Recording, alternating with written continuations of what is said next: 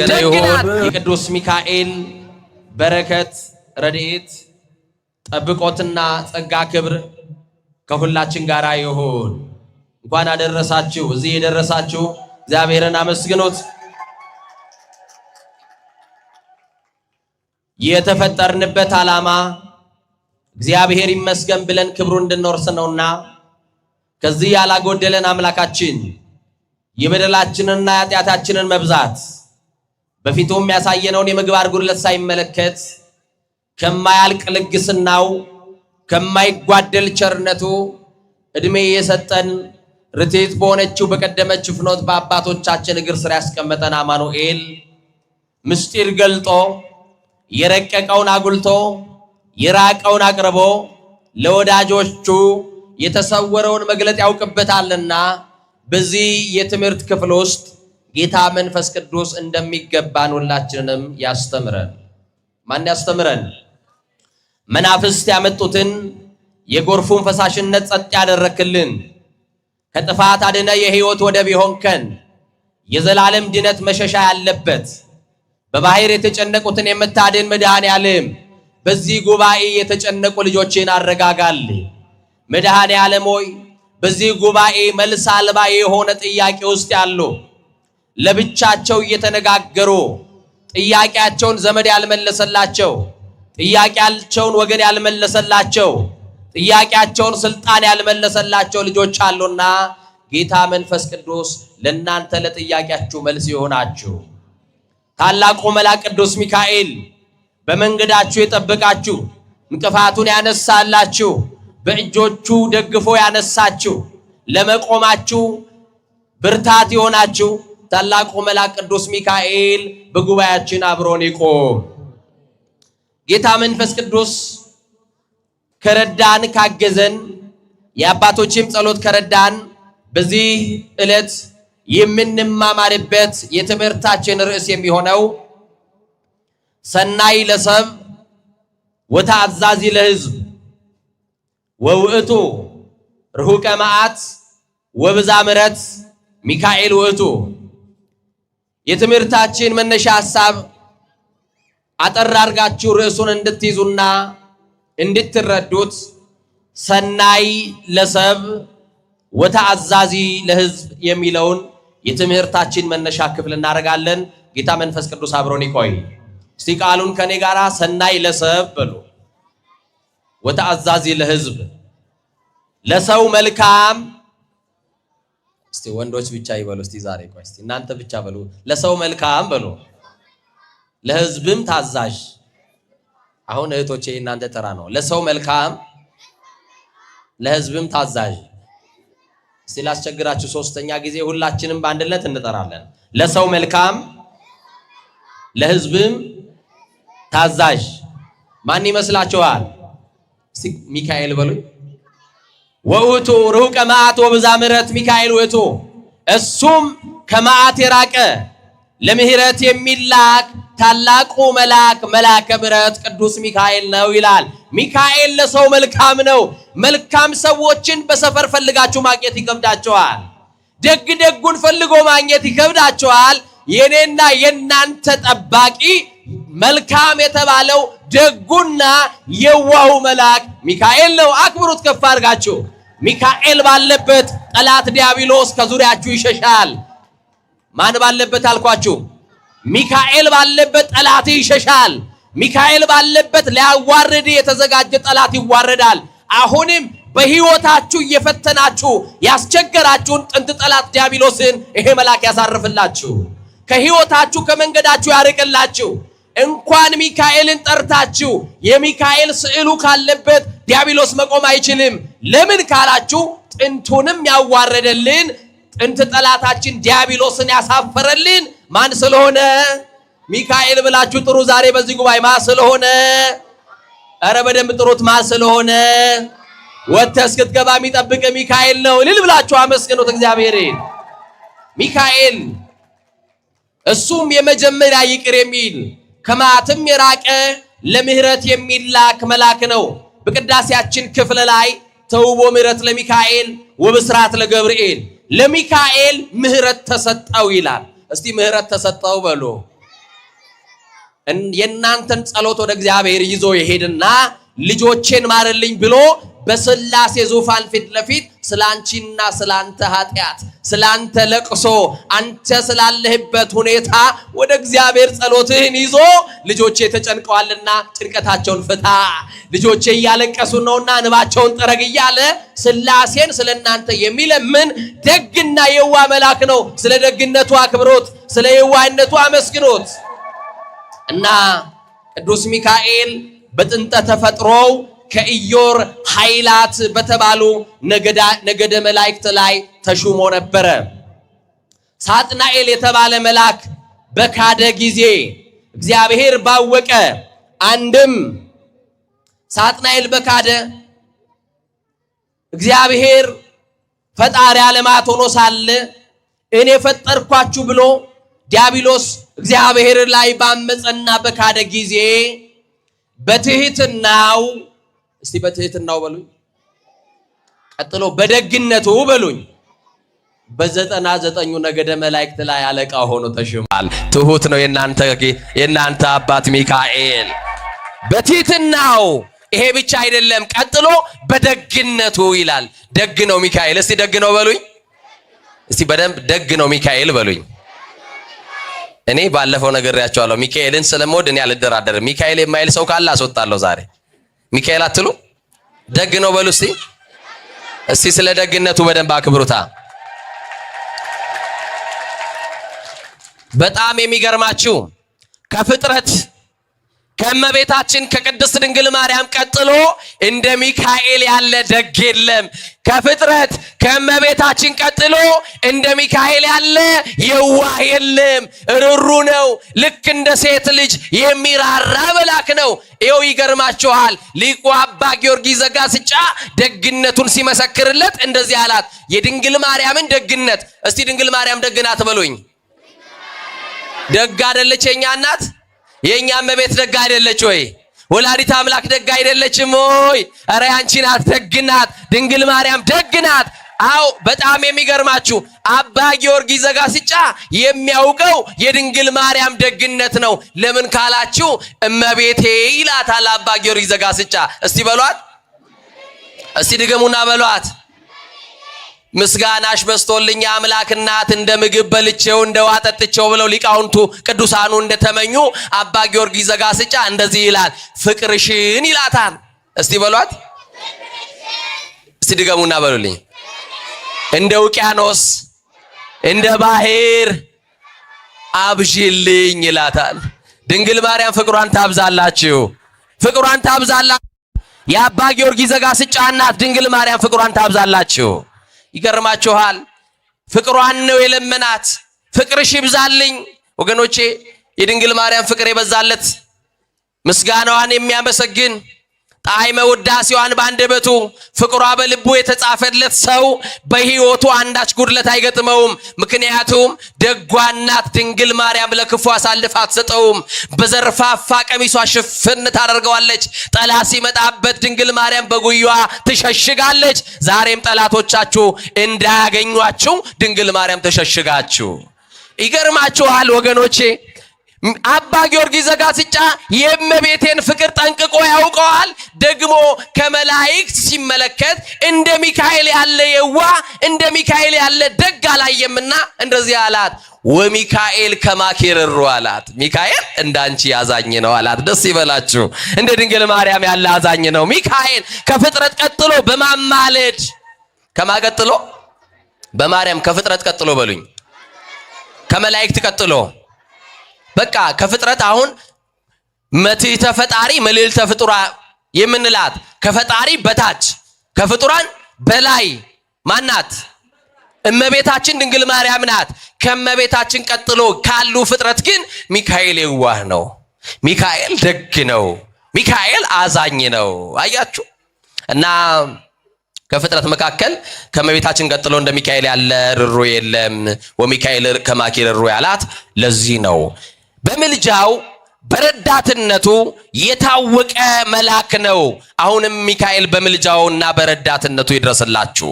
ለዚህ ነው መጽሐፍ እንደዚህ ይለዋል፣ መልአከ መክሩ ለልዑል ይለዋል፣ ወስሙ መስተሳይልም ይለዋል። በብሉይ ኪዳን በመከራ ለነበሩ ቅዱሳን ሁሉ ረዳትና አዳኝ ቢሆናቸው መጋቤ ብሉይ ተብሏል። እስራኤልን የመገበ ነው።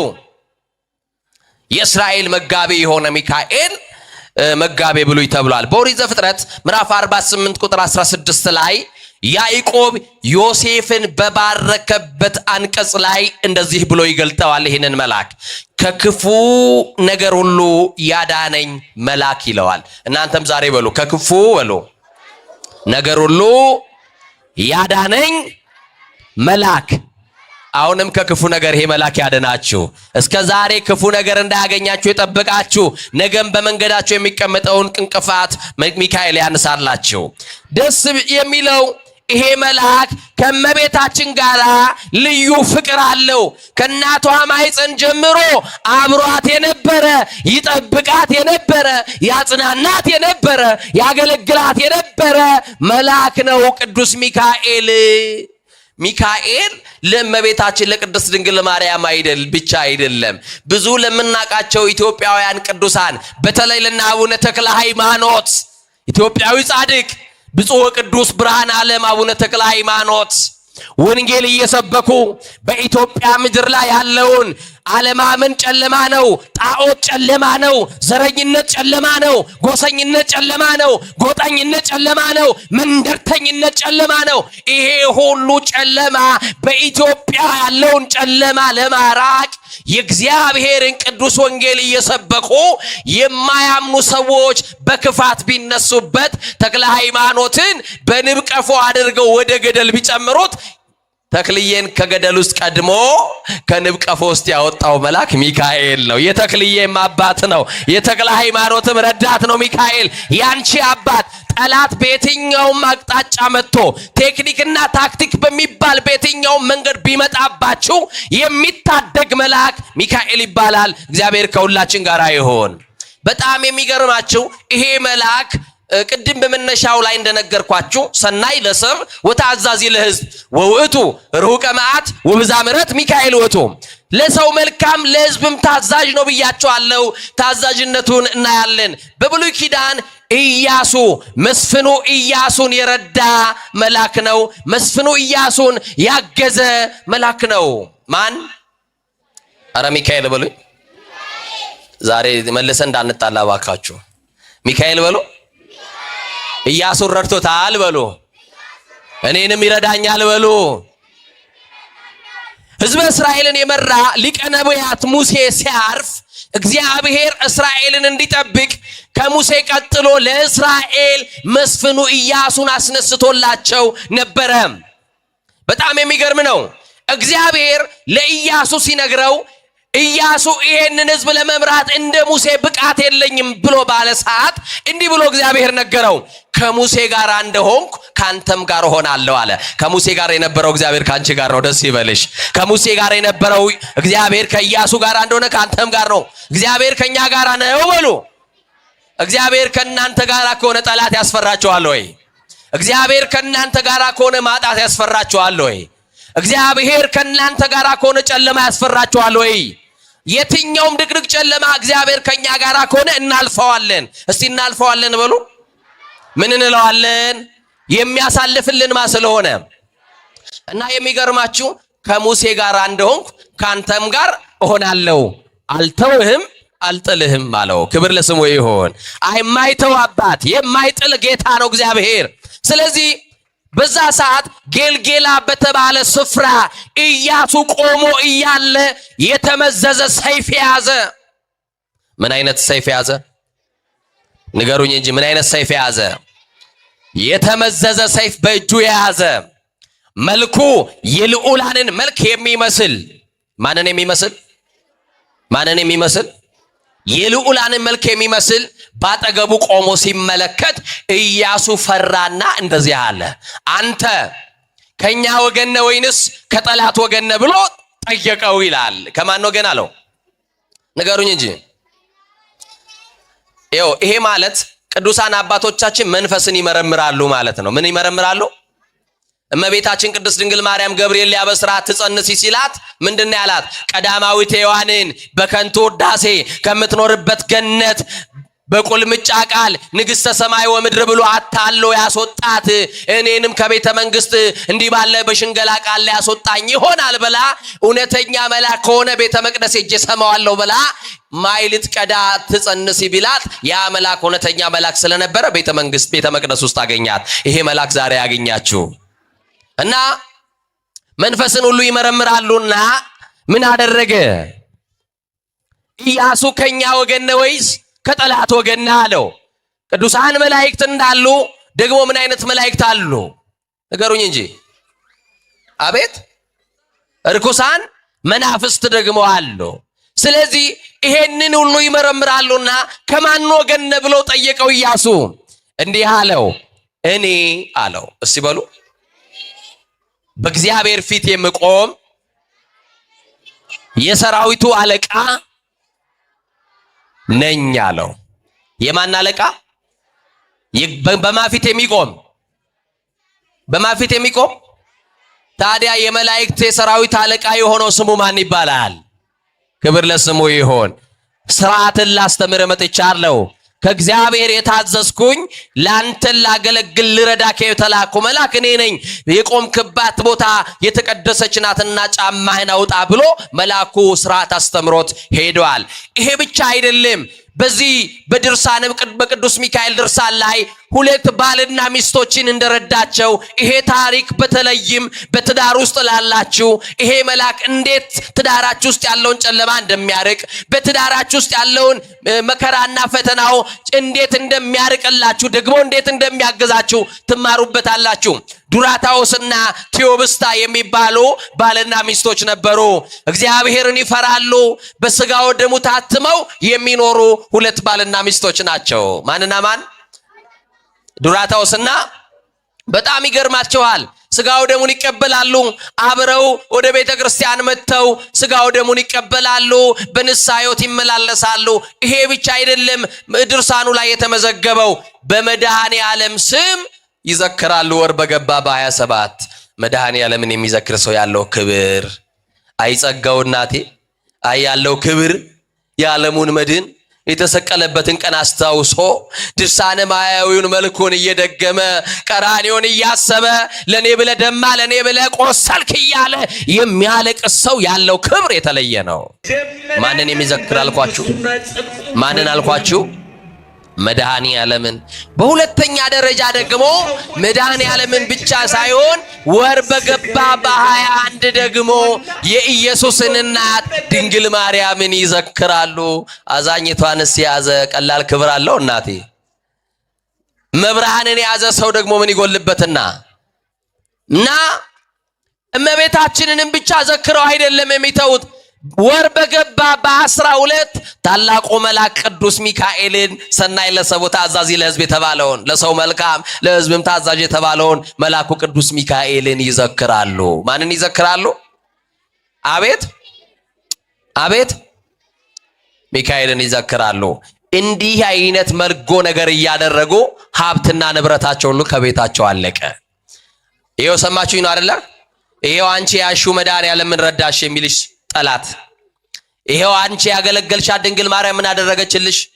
ሀብት ንብረትሽ ይሄው እየተመናመነ ወደ ጉስቁልና እየወረርሽ ይሄው እየከሰርሽ ይሄውና እንዲህ አይነት የኑሮ ኪሳራ ውስጥ ገብተሽ ብሎ ጠላት ተስፋ ሊያስቆርጣችሁ በህይወታችሁ ሌላ አጀንዳ ይከፍትባችሁ ይሆናል። እኔና እናንተ መድኃኔ ዓለም ጋር የመጣ ነው ገንዘብ እንድናገኝ ቁሳዊ ነገር እንዲሳካልን የዚህ ዓለም የምድር ብልጽግናን ፈልገን አልመጣንም። የሰማችሁኝ ነው? እኛ ዛሬ የተሰበሰብነው ስለ ነፍሳችን ድነት ብቻ ነው። የሰማችሁኝ አይደል? ተጨማሪውንም ለመጠየቅ አልመጣንም። ምክንያቱም አስቀድማችሁ መንግስቱና ጽድቁን ጠይቁ ሌላው ይጨመርላችኋል። እኛ ተጨማሪ አንጠይቅ፣ መጀመሪያ መንግስትና ጽድቁን ነው የምንጠይቀው። እዚህ መተን የምንለምነው ልመና ማረን ነው። መጀመሪያ እኛ ከእግዚአብሔር ምሕረት ብቻ ነው የምንፈልገው አይደለም እንዴ? እና ሀብትና ንብረታቸው አለቀ። ደግሞ እግዚአብሔርን የያዘ ሰው ይፈተናል። ወገኖቼ በፈተና ውስጥ ያላችሁ ለማለፍ ተፈተኑ። አንድ ሰው በትምህርት ገበታ ላይ ያለ ሰው ተምሮ መጨረሻ ላይ ምን ይላል?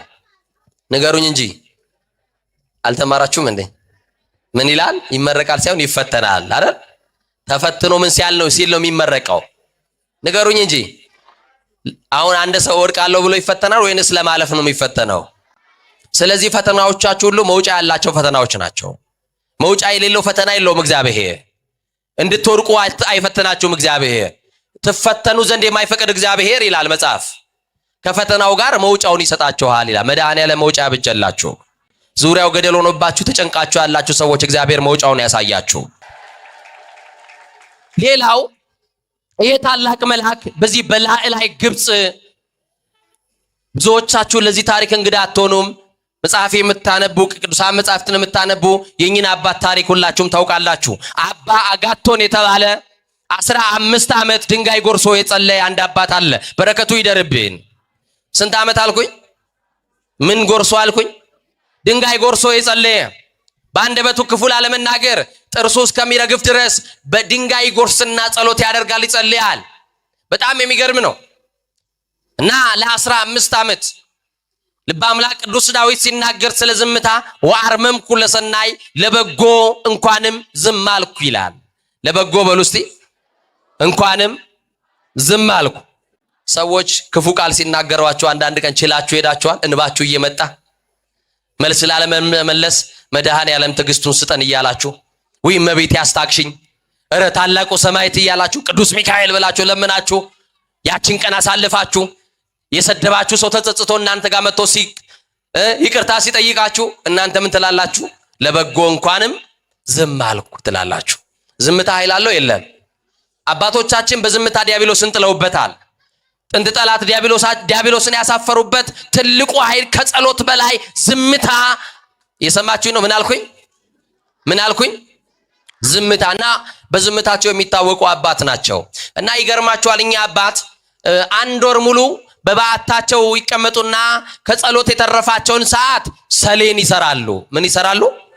ቀጥሎ ደግሞ እንቅብ ይሰራሉ፣ ቁና ይሰራሉ፣ ሰፌድ ይሰፋሉ። እና እንዲህ ያደርጉና ከወሩ በአንድ ቀን ወይንም ደግሞ በ2 ወር አንድ ጊዜ ወደ ከተማ በእግራቸው ተጉዘው በእጃቸው የሰሩትን ሰሌን ለመሸጥ ይሄዳሉ። ይሸጡና ሰሌኑን የሚገዙት ዱቄትና ዘይት ይገዛሉ። ምንና ምን አልኳችሁ? ዱቄትና ዘይት ገዝተው ከባዕታቸው መውጣት የማይችሉ አረጋውያን መነኮሳትን ቂጣ ጋግረው ይመግቧቸዋል። እኛ አባት አያችሁ። እና እኛ አባ አጋቶን አንድ ጊዜ 5 ሰሌኖች ሰርቶ ገበያ ለመሸጥ ሲሄድ በመንገድ ላይ የኔ ቢጤ ተቀምጦ አገኙ። የሰማችሁኝ ነው?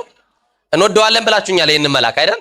እስቲ ዛሬ በመልአኩ ስም ምጽዋት የሰጠ አንድ ሰው አይቻለው፣ 2 ሰው፣ 3 ሰው፣ 4፣ 5 ሰው። አቤት አቤት ያውቃችኋል ሚካኤል። እስቲ አመስግኑ እስቲ ለእናንተ ለራሳችሁ። እና ቅዱስ ሚካኤል አሁን ምጽዋት ሰተና ብላችሁኛል አይደል? በፍቅር ነው የሰጣችሁት። አንድ የቤተ ክርስቲያን ጸሐፊ እንደዚህ ይላል፣ ፍቅር የሌለበት ምጽዋት የዱላ ያክል ነው ይላል። ምን የሌለበት? ፍቅር የሌለበት ምጽዋት የምን ያክል ነው? የዱላ ያክል ነው። እንደዚህም ይላል ደግሞ ፍቅር የሌለበት እንጀራ ሆድን ቢሞላ እንጂ ህሊናን አይሞላም ይላል። ያለ ፍቅር ቢበሉ ያለ ፍቅር ቢጠጡ ይሆናል እንዴ? ያለ ፍቅር የሚሰጡት ገብቷቸው ካልሰጡ ይሆናል እንዴ? ይሆናል? አይሆንም። እና በመንገድ ላይ እኚህ አባት ሲያልፉ 5 ሰሌን ይዘው ሊሸጡ ወደ ከተማ ሲወጡ እኛ መንገዳቸው ላይ የኔ ቢጤ ተቀምጦ አንድ ምስኪን ደሃ ስለ መድኃኔዓለም አላቸው። ስለማን አላቸው? አዘኑ። የመድኃኔዓለም ስም ሲጠራብን ኪሳችን ሳንቲም እንኳን ባይኖር ውስጣችን እያዘነ ወይ ካለበት ያድርስ እንለዋለን፣ ወይ እግዚአብሔር ይስጥልኝ። ይሄም ስጦታ ነው አይደል? ዝም ብላችሁ እንዳታልፉ። ስለ መብራን ስትባሉ፣ ስለ ሚካኤል፣ ስለ ገብርኤል፣ ስለ ሰማዕቱ ስትባሉ ዝም ብላችሁ አትለፉ። ካላችሁ ስጡ፣ ከሌላችሁ ደግሞ ካለበት ያድርስ በሉት፣ ስጦታ ስለሆነ። እና አባ አዘኑ። ብር የላቸውም፣ ገንዘብ የላቸውም፣ ሳንቲም የላቸውም። ያላቸው በእጃቸው የሰሩት ምንድነው? ሰሌኑ ነውና ልጄ እኔ ብር ስለሌለኝ ሰሌኑን ልስጥህ፣ እዚህ ቁጭ ካልክበት ሸጠ ትጠቀመዋለህ ሲሉት እንጀራ አይደል አልበላው፣ ውሃ አይደል አልጠጣው፣ እኔ የምፈልገው ገንዘብ ነው፣ ምን ያደርግልኛል አላቸው። በራችሁን ለሊት ተንኳክቶ ልክ ጠዋት ቁርስ ልበሉ አካባቢ በራችሁ ላይ ደግሞ እንግዳ ማን ነው በጠዋት የመጣው በላችሁ ስከፍቱ ስለ መብርሃን፣ ስለ መድኃኔዓለም፣ ስለ ቅዱስ ሚካኤል፣ ስለ ቅዱስ ጊዮርጊስ ቢላችሁ ምን ትላላችሁ? ቁራሽ እንጀራ ወጥ አድርጋችሁ እቺን ብላ ብላችሁ ስታመጡለት እንጀራ አይደለም ፈልገው ገንዘብ ነው ስጡኝ ቢላችሁ ምን ትላላችሁ? እነሆ የምታረጓትንማ ታውቁታላችሁ እናንተ። ድርግም አድርገን ነው በሩ ምን ዘጋው አይደል? ካልሆነም ደግሞ የምናደርገውን ነገር እኔ አውቃለሁ እናንተም ታውቁታላችሁ። ይሄ ጥጋበኛ እንጀራ በሰጠው ደግሞ ብር ነው ይለኛል እንዴ ደፋር ብለው ዝግት ነው የምናደርግበት። በር ላይ መጥቶ ግን ደሃ መጥቶ የለመነ ማን እንደሆነ ምን ታውቃለህ? ሊጎበኝ የመጣ መልአክ ቢሆን በር ትዘጋበታለህ? መድኃኔዓለም ሊባርክሽ መጥቶ በር ላይ ዘግተሽበት እንደሆነስ ምን ታውቂያለሽ? እመቤቴ ደሃ ተመስላ በርሽ ላይ መጣ አንኳኩታ የራበው ሰው መስላ ያንቺን ረሃብ ጥማትሽን ልትቆርጥልሽ የመጣች ድንግል ማርያም ላይ በር ዘግተሽባት እንደሆነ በምን ታውቂያለሽ? ምናልባትስ ያ ሰው እንጀራ ስትሉ ሳንቲም ያላችሁ የማይቋረጥ መድኃኒት ቢኖርበትስ ምን ታውቃላችሁ? መድኃኒት መግዣ ቸግሮት እንደሆነ ምን ታውቃላችሁ?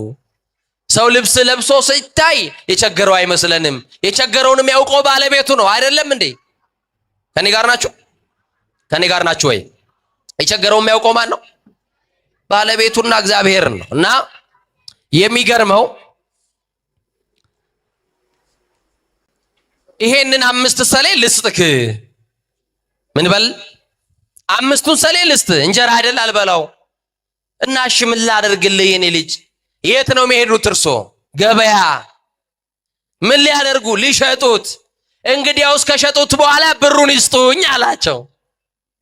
ከዛ ምን አሉ? እሺ እንግዲያውስ ወደ ገበያ አብረን እንሂድና ሸጬ ልስጥህ አሉት። አሁን ይሄ ትዕግስት ይኖራችኋል እናንተ? ጥለነው አንሄድም? ጭራሽ እሱን ገበያ ወስደን ሸጠን ልንሰጠው? ይሄ ትዕግስትማ የለንም። እሺ ብለው እንሂድ ሲሉት ያ ነዳይ ምን አላቸው?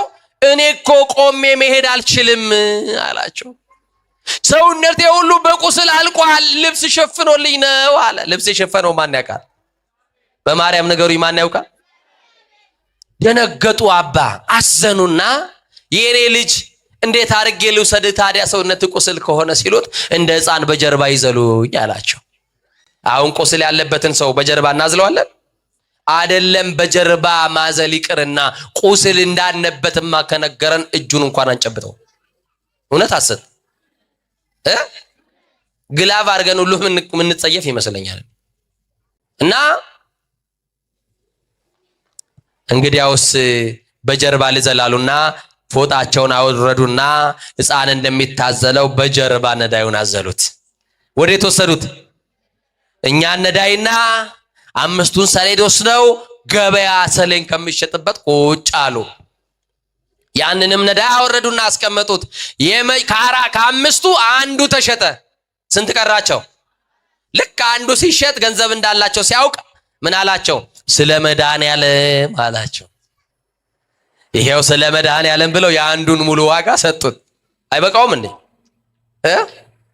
ምን እየጠበቀ ነው ትላላችሁ አይደል? እሱ 4ቱንም እየጠበቀ ነው። ቀጠለና ደግሞ ሌላ ገዢ መጣና 4ቱንም በአንድ ጊዜ ወሰደ። ስለመቤታችን ስለ ድንግል ማርያም ስለመብርሃን አላቸው። ታዲያ እሷ ተጠርታ ደግሞ ማን አንጀቱ ይችልና ይሄው ስለመብርሃን ብሎ የ4ቱንም ሰሌን ብር ሰጠው። አሁን ለአባ ምን ተረፋቸው? የተረፋቸው አለ? የለም። ባዷቸውን ቀሩ። አባ እንዲህ አሉት፣ ልጄ ወደ ገዳም ልመለስ፣ ሩቅ ነው፣ አራዊት እንዳይወጡ በአውሬ እንዳልበላ ልሂድ፣ ቸር ያገናኘን፣ አንተንም እግዚአብሔር ይፈውስ ይማር፣ የአባ እንጦንስ ጸሎት ይፈውስ ብለው ወደ ገዳማቸው ሊመለሱ ሲነሱ ነዳዩ እንዲህ አላቸው፣ የ5 ሰሌን ብር ይዞ ደፋር ከዚህ ነው እንዲያገኘኝ፣ ካገኘኝ ቦታ ሄድና መልሰኝ እንጂ አላቸው። የሰማችሁኝ ነው? እንደው አንታውም ብትሆን እንደ ወንድሜ እንደው በካልቾ እንኳን አትለውም ይሆን? እግዚአብሔር ከሁላችን ጋር ይሁን። እግዚአብሔር ትዕግስቱን ያድለን። እና ልክ ነህ የኔ ልጅ አሉ አባ። ያገኘውማ ከዚህ አይደለም፣ እውነት ብለሃል፣ ካገኘው ቦታ መመለስ ግዴታዬ ነው፣ በል ከጀርባ ይወጣ አሉት። መጽውተውም ተሸክመውም ወዴት ወሰዱት? ንገሩኛ። ወደ ነበረበት ቦታ ደረሱና ልጄ አሉት። ያ በጀርባ ሆኖ መልስ ይሰጣል ነዳዩ። አቤት ከዚህ ቦታ አይደል ያገኘው? አዎ። በላውን ውረድ ከትከሻ ይደርሳል፣ እኔም ወደ ገዳሜ ልግባ ሲል አልወርድም አላቸው። እንታመጣለህ በቃ አልወርድም። ይሰማችሁኝ አይደል? ምን አለለም? እንደው ከትከሻችሁ ላይ አልወርድም ብሎ የተጣበቃችሁን ችግር ሚካኤል ያርግፍላችሁ። መድኃኔ ዓለም ከትከሻችሁ ላይ ያለውን ነገር ሁሉ መከራውን ሁሉ ያውርድላችሁ። ይሄ ግን አልወርድም። አረ አትወርድም ልጄ? አዎ አልወርድም። እንግዲያውስ እስከምችለው እሸከምሃለሁ አለ። ማን ይሆን የተሸከመን ወገኖቼ? ማን የተሸከማችሁ? እስከ ሽበት የሚሸከመው ማን ነው? በእናትሽ ቤት በአባትህ ቤት 18 ዓመት ከሞላ በኋላ ውጣ ራስን ቻል ትባላል አይደለ? አስተምሬ ዲግሪ አስዤ ደግሞ አንተን ልቀልብ ነው እንዴ ውጣ ትባላለህ። እስከ ሽበት የሚሸከመን ማ ብቻ ነው? ክብር ለሰራዊት ጌታ ለእግዚአብሔር ይሁን። እሱ ብቻ ነው የሚሸከመን። ከናስቸጋሪው ጸባያችን የሚሸከመን እሱ ነው። እና እንግዲያውስ ልሸከም አሉትና አባ ጸሎታቸውን እየጸለዩ ምናቸውን የጸለዩ ጸሎተ ማርያም እያደረሱ ነዳዩን እንደተሸከሙ ረጅም ሰዓት ቆሙ። ከሆነ ሰዓት በኋላ ትከሻቸው ላይ ያለው የት እንደገባ አላወቁም። ብቻ ተነስቶ ቀልላቸው። እንዴ ሲወርድ አላየሁት ቤት በኩል ወርዶ ነው ብለው ዞር ቢሉ አጡት። በጀርባ ቢሄዱ ወደፊት ለፊት ዞር ሲሉ ከጀርባ የነበረው ከፊት ቀድሞ ክንፎቹን ዘርግቶ ለካስ የተሸከሙት ሚካኤልን ነበረ። ክንፎቹን ዘርግቷል። አባ አጋቶን አላቸው እውነተኛ ትዕግስት፣ እውነተኛ ስጦታ፣ እውነተኛ ምጽዋት፣ እውነተኛ ልመና፣ እውነተኛ ተጋድሎ፣ እውነተኛ አባት ሆነ ተገኝተሃል። እኔ እግዚአብሔር ወደ አንተ ላከኝ በተጋድሎህ ላጸና እስከ መጨረሻ ድረስ ላበረታ የተላኩኝ ሰናይ ለሰብ ወታዛዚ ለሕዝብ ወውእቱ ርሁቀ መዓት ወብዛ ምሕረት ሚካኤል ውእቱ። አዎ ለሰው ሁሉ መልካም የሆንኩት ለሕዝብም ታዛዥ የሆንኩት አንተን ልታዘዝ እግዚአብሔር ላንተ አዞ የላከኝ የሰራዊቱ አለቃ ሚካኤል ነኝ። ደስ ይበልህ አለው። ሚካኤል ነኝ አለው።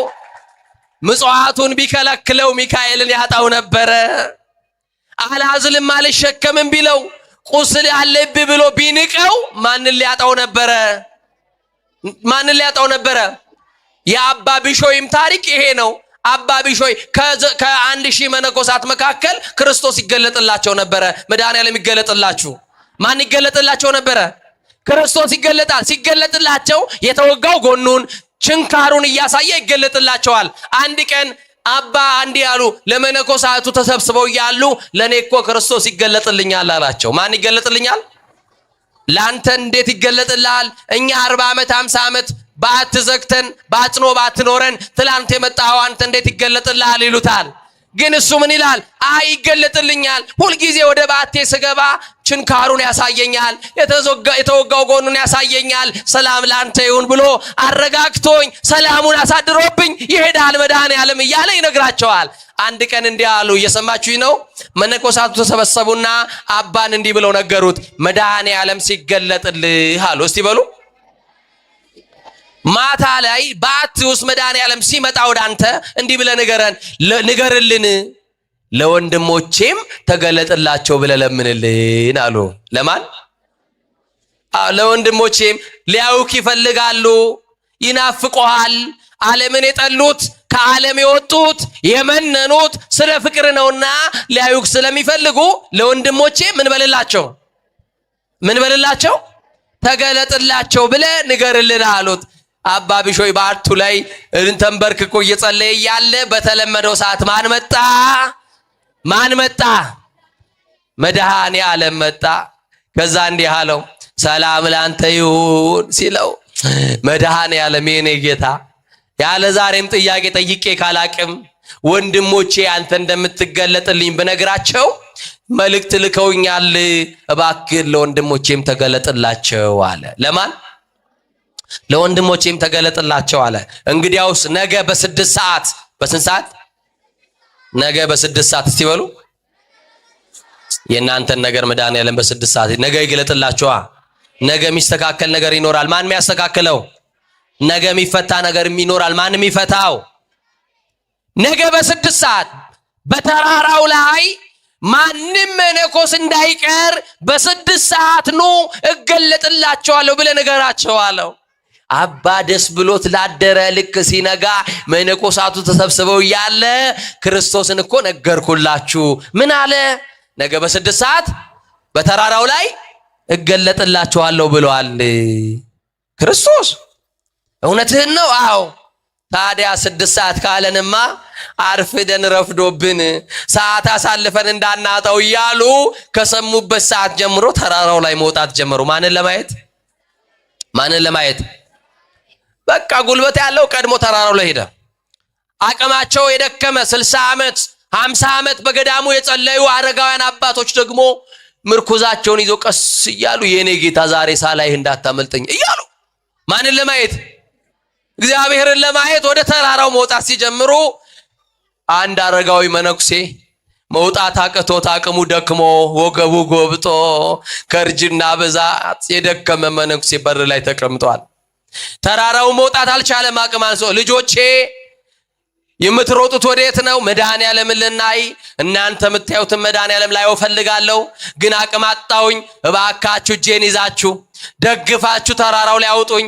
እናንተ ልታዩ የምትፈልጉት መድኃኒዓለምን ሳላየው እንዳልቀር እምቢ እንዳትሉኝ እያለ ለመናቸው። ደግሞ አንተን ስንጎትትህ ከአንተ ጋር ስንጓተት መድኃኒዓለም ያመልጠናል። እኛ ሁላችን ከሚቀርብን አንተ አንዱ ቢቀርብህ አይሻልም እያሉ ጥለውት ሄዱ። በመጨረሻ አባ ቢሾይ ደረሰ። አባ ቢሾይ ጋር ሲደርስ ከኔ ጋር ናችሁ? አባ ቢሾይንም የኔ ልጅ ወዴት እየሄድክ ነው? መድኃኒዓለም ሊገለጥ ነው ለመነኮሳቱ፣ ወደዛው እየሄድኩኝ ነው። እኔማ እሱን ለማየት ነበረ ጓጉቼ የመጣሁት፣ ሁሉም ትቶኝ ሄደ።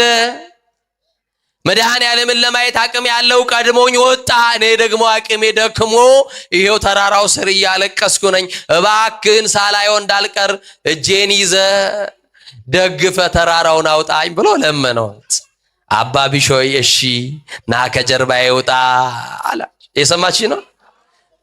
ከዛ እኛን አረጋዊ መነኩሴ በጀርባ ተሸክሞ ጥቂት መራመድ እንደጀመረ ከጀርባው ላይ የነበረው ከላዩ ላይ ተነሳና በደመናው ላይ ከፍ ብሎ ታየው። ለካስ የተሸከመው መድኃኒዓለምን ነው። ማንን ነው አልኳችሁ? መድኃኒዓለምን። አባ ቢሾይ ወዳጄ ቢሾይ ሰላም ላንተ ይሁን፣ እኔ መድኃኒዓለም ነኝ አለ። ወይኔ ጉዴ ጠፋሁኝ፣ የማይገባኝን ተሸክም ያለውና ብሎ ወደቀ። እንዲህ ብሎ መድኃኒዓለም ነገረው፣ ለወንድሞች ሂድና እንዲህ በላቸው፣ እኔ ተገልጬላችሁ ነበረ፣ እናንተ ግን በንቀታችሁ አለፋችሁኝ። በምናችሁ? በምናችሁ? ደሃውን እንዳትንቁ፣ ሽማግሌውን እንዳትንቁ፣ ታላላቆቹን እንዳትንቁ፣ ልብስ ያደፈበትን እንዳትንቁ። ምናልባት ሚካኤል ቢሆን ምናልባት መድኃኒዓለም ቢሆን መዝጊያን ያንኳኳለ መዝጊያ እንዳትዘጋ፣ ካለህ ስጣ ብላ፣ እንግዳሉን ካለ በርህን ክፈትለት። ማን ያውቃል መድኃኒዓለም እስከሆነ። እግዚአብሔር ከሁላችን ጋር ይሁን። ሰናይ ለሰብ ወታዛዚ ለሕዝብ ሚካኤል በቸገረን ጊዜ የምንጠራው ዘመዳችን ነው። እስቲ ሁላችሁም ይህችን ጠርታችሁ ትምህርቴን ጨርሳለሁ። ሚካኤል በሎ በቸገረን ጊዜ የምንጠራው ዘመዳችን ነው። ሚካኤል በጨነቀን ጊዜ የምናለቅስበት ጓደኛችን ነው። ሚካኤል በሉ ባለቀስን ጊዜ የሚያባብለን ወዳጃችን ነው። ሚካኤል በሉ ሚስጥር የሚካፈልልን ወገናችን ነው። አልጋ ነጠፈልን አስታማሚያችን ነው። ስንወድቅ ያነሳን ነው በሉ። ከእስራት የፈታን ነው በሉ። ጥንት ጠላታችን ዲያብሎስን ረግጦ ቀጥቅጦ ያስገዛልን ሚካኤል ነው። ደስ ይበላችሁ። ለዚህ መልአክ ለቅዱስ ሚካኤል ክብር ስጡ። ሚካኤልን ትወዱታላችሁ አይደል? ሰውየው ከተማው ላይ መከራ ተነሳና ከተማው ሙሉ ታወከች አሉ። እየሰማችሁኝ ነው? እና በዛ በከተማ ውስጥ በተነሳ ጦርነት ብዙ ሰው ሞተ። በተለይም ያ ሰው በሚኖርበት አካባቢ ብዙ ሰው ተገደለ፣ ብዙ ሰው ሞተ። እንዲህ አሉት፣ ይሄ ነገር አልፎ፣ እየሰማችሁኝ ነው? አንተ እንዴት አለፍክ አሉት። አሁን እዚህ ውስጥ ብጠይቃችሁ እንዴት አለፍሽ የመከራን ቀን? እንዴት አለፍሽ ችግርን ቀን? እንዴት አለፍሽ የማጣትን ቀን ብልሽ መልሳላችሁ የላችሁም? ማን ስላሳለፋችሁ? ይሄ ሰውዬ ከዛ ከተማ የተረፈ ሰውዬ እንደዚህ ብሎ አለ፣ እንዴት አለፍክ አሉት። አንድዬ ደግፎኝ አለ። እስቲ በሉ ድጋሚ እናንተ ጠይቃለሁ፣ እናንተ ትመልሳላችሁ። እንዴት አለፋችሁ? አንድዬ ደግፎን በሏ። አማኑኤል ደግፎን በሉ። ክርስቶስ ደግፎን። አሁንም ሌላ ጠያቂ ደግሞ በመንገድ ላይ ሲያልፍ ጠየቃቸው፣ እንዴት አለፍክ አሉት። የሰማችሁኝ ነው? መልአኩ አሳልፎኝ አለ። እስቲ እናንተ ጠይቃችኋለሁ፣ እንዴት አለፋችሁ? አይሰማም። እንዴት አለፋችሁ? ማን አሳልፏችሁ? አሁንም ጠያቂ መጣና እንዴት አለፍክ ሲሉት በክንፎቹ ጋርዶኝ አለ። እስቲ እናንተ ልጠይቃችሁ፣ እንዴት አለፋችሁ? አሁን ሶስቱንም ቃል ትላላችሁ። አንድዬ ደግፎኝ በሉ፣ መልአኩ አሳልፎኝ፣ በክንፎቹ ጋርዶኝ። እዚህ ደርሳችኋልና አመስግኑት። እግዚአብሔር ስሙ የተመሰገነ ይሁን።